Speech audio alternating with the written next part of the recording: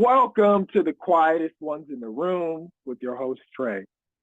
I gotta say it, just the mere fact that you have clicked onto this video and you are listening to the sound of my voice, you by far are the most intelligent people on the face of the planet.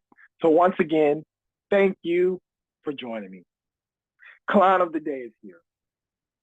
This individual that I want to talk about, some of you may know, some of you may not know. But this individual is one of the most powerful individuals on the face of the planet. Yes, he is the CEO of BlackRock, and he goes by the name of Larry Fink. Larry Fink is, by all intents and purposes, one of the most wealthy people on the face of the planet, and he's the front-facing man for the wealthy, the elites. The people you should be afraid of. The people who can change your life in the blink of an eye. The people who can make everything better in your life. But ultimately, the people who take from you to enrich their personal lives. Larry Fink, the CEO of BlackRock, came out recently and told the stakeholders, the wealthy, his employees, the people he influences, he told them that the traditional way of diversification is no longer applicable. And I'll break it down. Essentially, what Larry Fink said was, and why it matters, I'll get into it. He said that their 60-40 split of convincing the wealthy that they should have 60% of their wealth in stocks and 40% of their wealth in bonds is no longer a smart strategy, and they should switch to a 50, 30, 20 diversification portfolio. The 50% being for stocks, the 30% being for bonds, and this new bucket, the 20% being for private assets. Now, the private asset bucket revolves around real estate and private business. And you may say, well, why does this matter to me? Why?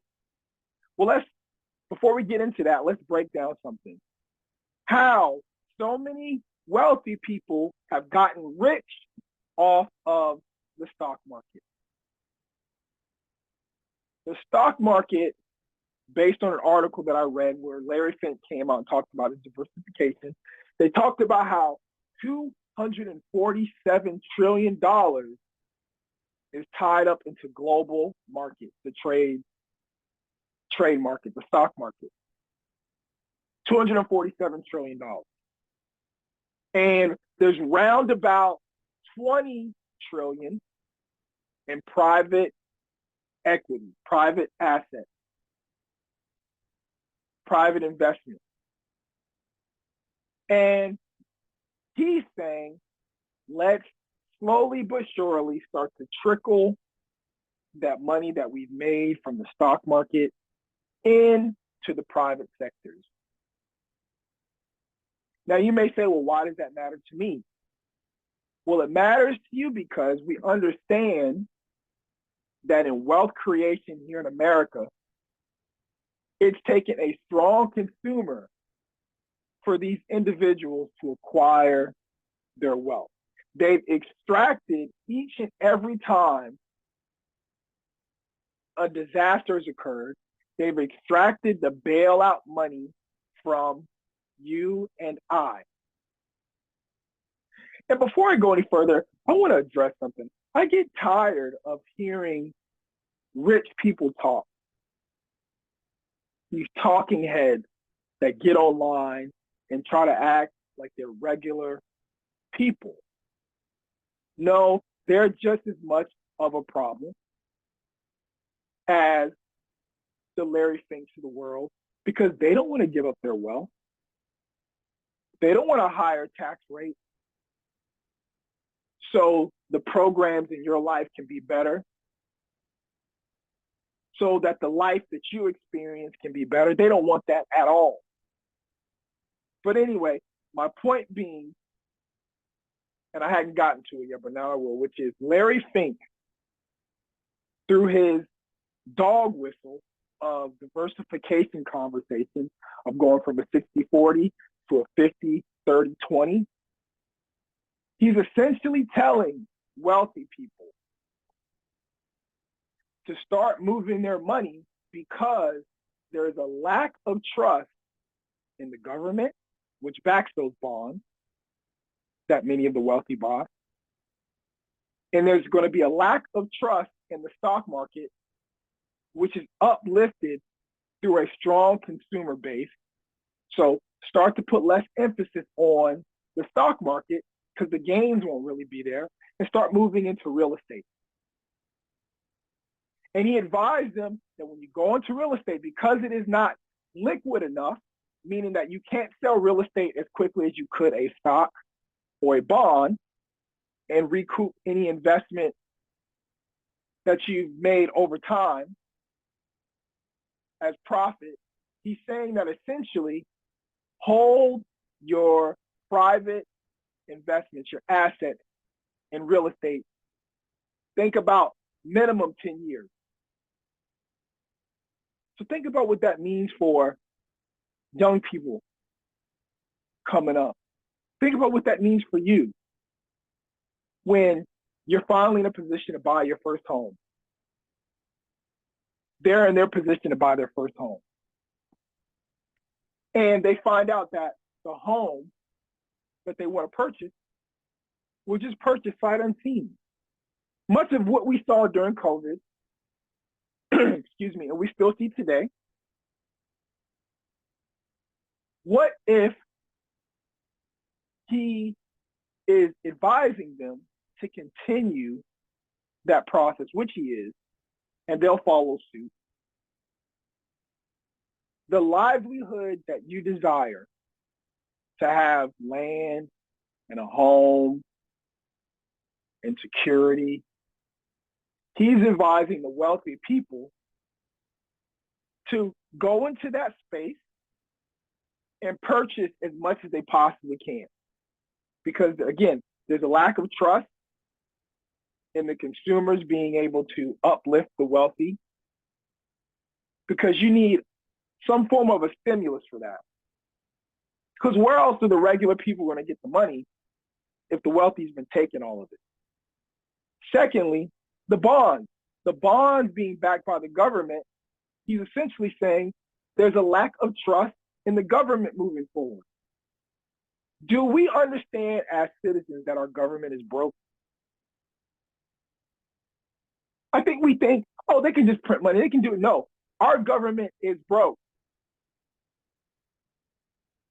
Yes, and he's saying because of that, start to funnel your money over here.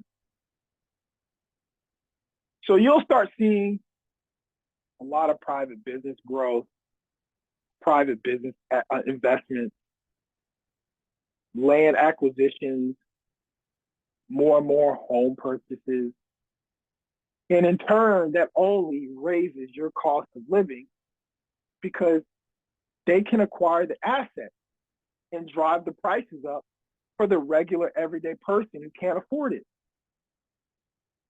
So to me, Larry Fink is the clown of the day because he thinks that the average everyday person is incapable of seeing exactly what their game plan is. And it's a horrible idea that the wealthy don't understand. Well, they do understand. They do understand that we are, as regular people, we're the balance sheet for them. We put money in their pocket. But it's horrible that we have a government that for so long hasn't backed the regular everyday person and taxed these wealthy people as they should be taxed. Because certain things don't work. We understand trickle-down economics don't work. We understand giving more money to the corporations don't make the average everyday person's life better. the wealth gap just continues to widen. The estate passed down exacerbate the wealth gap. There are too many things going on. And Larry Fink, being a face for these people, is playing in your face, telling you exactly what they plan to do. And so now it comes down to, what are you supposed to do as a regular person in this world, in America to be specific? I would advise, if you have any type of savings, if you have any type of money, if you have money coming, if you come into money soon, please purchase whatever assets you can. It doesn't have to be the fancy house. It doesn't have to be the beautiful plot of land. Just set yourself up as best as you can so that as we move forward, your cost of living is as low as it could possibly be.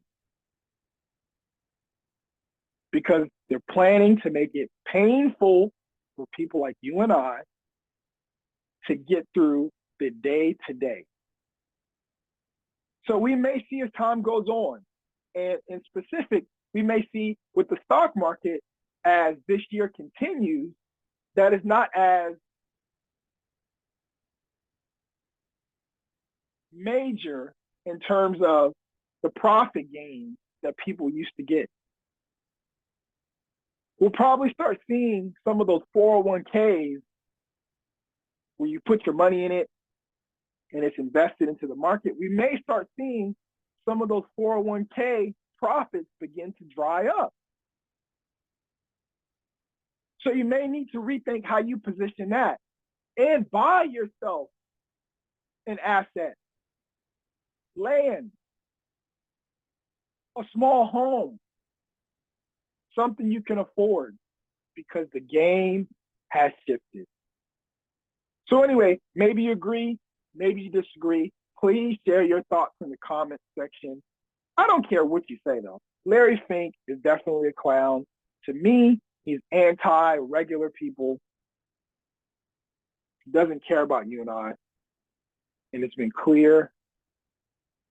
And so anyway, please share your thoughts. Please like and subscribe. And as always, until next time.